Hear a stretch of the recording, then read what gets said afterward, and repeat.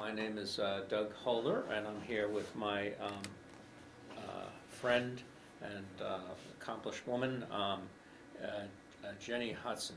All right, and Jenny is founder of Merrimack Media, and it's a new venture that's very successful, and she'll be talking about that lately. She ran a literary magazine. I don't know if it's still around, Xenology? Xenology. Xenology is still there, but I'm going to be taking it down because I don't have time to do Xenology Well, you anymore. keep the archives up because people like that. I suppose. Yeah, people like that. She's a lecturer at Endicott College. She's a graphic artist, novelist, bagel bar, right? Yeah. Publicist, Renaissance woman in many ways, right? I don't do math. Okay, all right. But, you know, you do a lot. Now, tell me, Jenny, where did you get where did the idea spring from to start Merrimack Writers? Merrimack Media, I should say. Merrimack Media. Okay, well, about 5 years ago, I decided I was going to try and publish a novel I've been working on, and I had an agent for 6 weeks. And then he threw me back to the wolves and said that he wanted someone who had been published before, and I said, "Oh, please take me." And he said, "No, I'm not taking you." And so that was the end of me. And being a graphic designer, I started looking around for places to publish. Mm-hmm. So I looked at Lulu. I looked at Blurb. I thought they were expensive. I found CreateSpace on Amazon, so I figured out how to... CreateSpaces, yeah, that's nice. Yeah, okay, go ahead. Yeah, so... I was thinking of ISSU, that thing, that's expensive too, though, I think. Oh, I don't know that one. Yeah, okay, go ahead. So I published a book through CreateSpace, and I figured out how to do it, and it came in an envelope. My proof came, and I opened up the envelope, and I took it out, and I was speechless. I couldn't even form any words, so I walked over to a friend's house, and I was holding the book, and I knocked on her door, and I held it up, and I said, "Look." And I didn't even say it, I just pointed, and it was a real powerful experience. So when my second novel was done, I played around a little bit trying to get an agent, but I wasn't real serious about it because I knew I could self-publish it, which I did, and then I had a novella, and I just self-published that one, period. So, unfortunately, I haven't put much effort into marketing my own books, but I did start marketing and, publishing other people's books. And so over time, I stopped publishing at CreateSpace because I found a source that has better distribution, and the books they get distributed everywhere. And I help authors prepare and publish and distribute. So what background are these authors coming out? Are they novices? Are they experienced people? I mean, what? Well, I brought a bunch of books here, and this is a guy, this is a business book. He took it out of his business blog. Fulfilling the potential of your business. Yes, and then he's dropping everything all over the place. And he's from the North Shore. His name's Ian Smith. He's a management consultant, and this actually came out of his blog, but he's published a book, through a publisher before. So he pretty much knew what he was doing. I've got this guy, Old Tales of the Maine Woods, and this is the second book he published. The first one was through Down East. Okay. And this guy's like a poster boy for self-publishing. I'll talk more about him later. This man, Mark Alter, this is Sex with a Married Woman, A Man's Guide to Loving His Wife. Okay, much needed. Yeah, it's a great book, and he's a Newton psychotherapist, and this is the fourth book he's published. 3 of them were through major publishers. Oh, okay. So, and I have more books, that I'll show you too. This is this man's first book. He just came out with the first Black Tycoon, and it's really very engaging and it's fun. So, I have the whole spectrum. I have a wide range of It's interesting, you have a blurb up front on the front cover? Yeah. Now, why'd you do that? Just out of interest. I Why mean, not? usually they're on the back. Well, the front and back, I mean, sometimes you Yeah, see them yeah. on the front. We did it here too. Oh, okay, that's right, you're right. Yeah. It just seemed more prominent there. I don't Yeah, know. it is prominent because the guy wrote a really long one. Yeah, okay. All right, so these aren't just, some, some person who just, these people with interesting backgrounds and skills. Now I was gonna ask you, there were many services out there. There's iUniverse, there's what other things like Ex that? Libris. Ex Libris. So why wouldn't, let's say I want to do a book, why wouldn't I just go to them? I mean, they've been in business longer than you, and they have more resources at their disposal, don't they? But Not really. really? Okay. Yeah, I mean, they're bigger, but they have more volume, but, we have a whole production engine where people get their books designed and published just like there, and I don't think they promote people's books. And when you publish at iUniverse, they do not, at least, well, they might now, but I did know someone who published through iUniverse, and she had a devil of a time getting her book onto Amazon. So they might do it now, but this was 3 or 4 years ago, and I don't really know for sure if they're doing it or not, so I wouldn't want to say. But their distribution isn't the same. And they can't give the personal attention, obviously. No.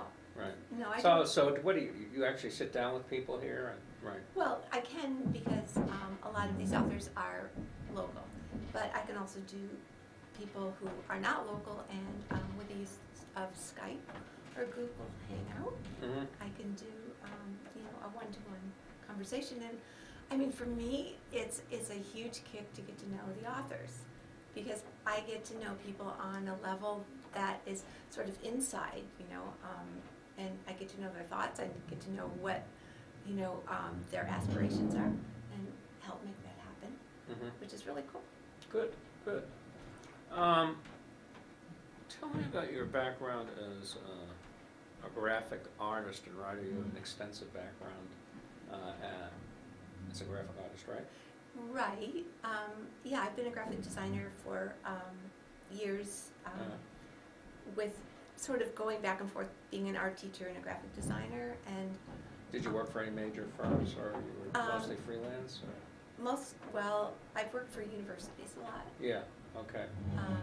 The last job I had was at the University of Wisconsin, and I worked there as a web designer and a graphic designer, Okay.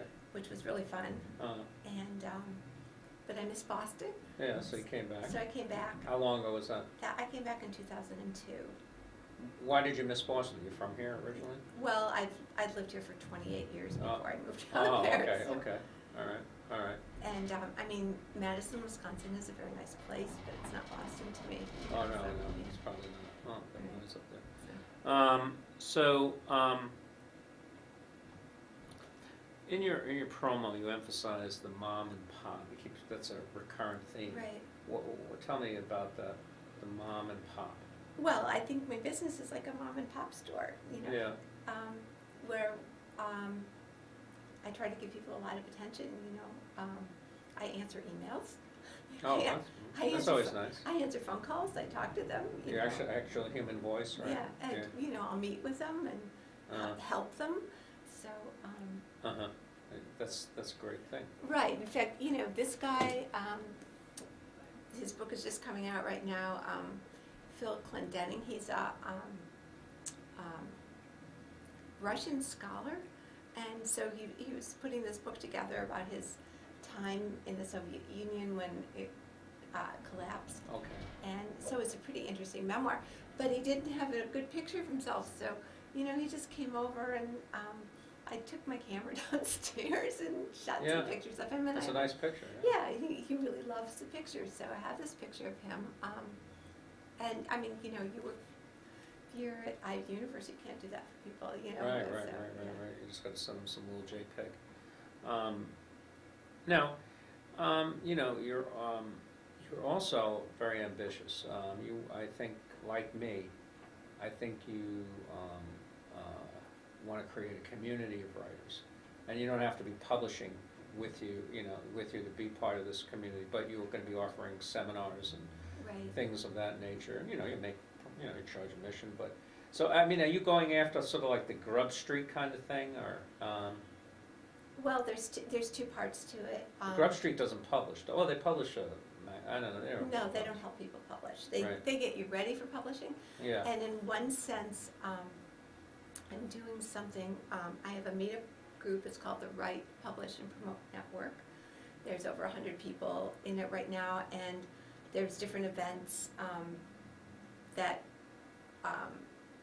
we've been doing, but the biggest, most consistent one has been the Writers' Table, which is a monthly critique group, and it's free. Authors can come and work with an editor and get their work critiqued. And what editors do you have? well, right now I'm using Jennifer Powell, who's a local editor. She's really excellent, and she helps with book doctoring. Did she write for the Herald? Or? Yeah, she did. Yeah, she right. did.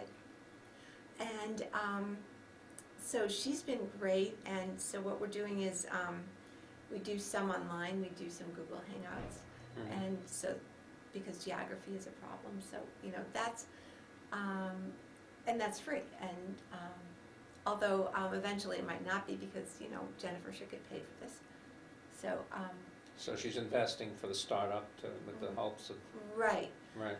But that's a really cool thing that people can do, and there's a lot of young writers in there who I think really appreciate the help.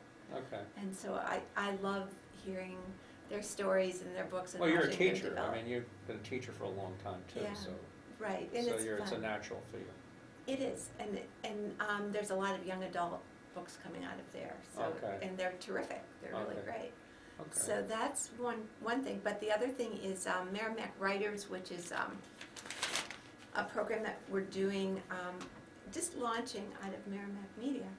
And there's two tiers to it. One is you can participate in Merrimack Writers without joining. And you can go to the events, and there's a nominal charge. There's going to be a series of wine readings, not as in whining, but as in whining and dining, but hopefully on Sunday afternoons. And I hope that you're going to host the first one in January. Yeah, I'm very pleased that, January I thought. Yeah, in January. Yeah, I don't have a place yet though, so I can't say where that is, but if you join our mailing list at Merrimack Writers, at merrimackmedia.com. All right, well, I was going to ask you, all right, here I am, I got a manuscript that's ready, or it's at least written, it probably needs editing and everything. So how would I contact you, and what would the process be like? Okay, well, we can get back to that later, but, okay, so the website for the business is Merrimack Media, that's MERRIMACK media.com, and it's a pretty robust website. There's lots of places to sign up. Nice video there, too. Oh, thanks. Yeah, well, this one will be there soon. So. Yeah. Great. Well, anyway, just, when inquiry starts the process, I'll sit down with people or talk to them on the phone, find out what their book is about, what stage they're at. Sometimes people want an editor. I always think that even if you don't want an editor, it's good to give it a good copy of it. And your editor is the woman we just discussed. Right. I have a few other editors, too. Oh, cool. One, his name is John Hartman. He actually lives in New Haven. So he's Is very it good. connected to Yale, or? No. Okay. No. But he has a PhD in English, so. It always helps. Yeah, right. So he's good. Yeah. And I have a good copy editor. Okay. And so it depends what you need. So then, we talk about your cover, talk about, photos, whatever you want. I write a proposal. So you know exactly what you're getting. And how about all right, you need to get out there, different venues, readings and things like that. How would you, for instance, a good friend of mine, Timothy Gager at the Other Blue Gallery, has the Dire Reader series. Are you familiar with the Dire series? Oh, no. Not Dire Reader, he's got rid of that name because it sounds like... It sounds like diarrhea. Right? Yeah, it sounds like diarrhea. It's a Dire series, and he's had major writers to local writers, and it's like the third Friday. It's been going on for over a decade. I'll have to check that out. Yeah, you have to check it out. Tim Gager. You can find him on timothygager.com. You can find out, just say you're a friend of Doug's, because Okay. I used to run the Somerville News Writers Festival with him for 8 years. Okay. But, I mean, how would you go about getting readings? I know there's a woman there who does some sort of... Well, we have a couple things coming up. Actually, we just scheduled something at Porter Square Books on Good for you. January 24th, and we're having Al Gowan, which he just put together this book, Shared Vision, the Second American Bauhaus. He's a professor at Mass Art, and it's a really, really cool book. And he's going to be talking about that, And this is the lifeblood for academics. They got to get published, right? Right. And so, yeah, this is really good for them. Right. Are you academics out there having trouble finding a publisher? Right. Right. And Tom Marshall will be there, and also Russ Bubas, who is a local private eye, who has a really funny book of true stories. Mm-hmm. A lot of them happened in Boston, and he's a great reader. He'll be, right. Entertaining people, I'm sure. Right. I love the oral, hear stories, interesting stories. There's something called on PBS called The Moth Hour, where people get up and read, interesting stories from their lives. And they've had detectives on. They're always very fascinating people. Right. Oh, yeah. His stories are incredible. And, well, we do have this reading series coming up on Sundays where we're going to have writers. What's that called? Those are the Wine Sundays. Wine Sundays. Yeah, right. And then we have some other events too. Starting in January, we'll be continuing our beer and books at Atwood Tavern on the second Tuesday of That's every in month. Kendall Square, right? That's in East Cambridge on Cambridge Street. Okay. And really cute place. Is it? Yeah, it's Okay. fun.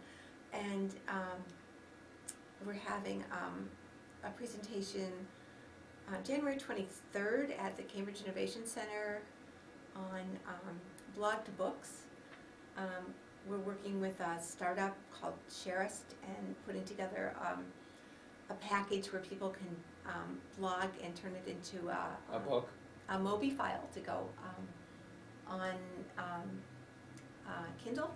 Oh. And then we will take it and turn it into a paperback, sort of what Ian Smith did.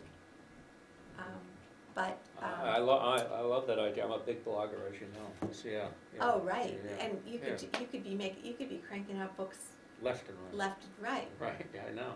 Right. Right. It's an idea. Yeah, no, it's a really cool thing, and it wouldn't be expensive. Well, what's close to my heart, of course, is what? Poetry. Poetry, of course. Are you doing any poets? I would love to do poets. I have not done any. There are a lot of unpublished poets out there. Come and see me. And you can. A lot of poets just want chapbooks, Right. which are much less expensive. Would you be willing to do that? Chapbooks? Sure. In fact, you can do little teeny books. Oh, that's a beautiful book. Let me see that. The Color of Trout Water is beautiful. Any poet would be proud to have a book like that. Yeah.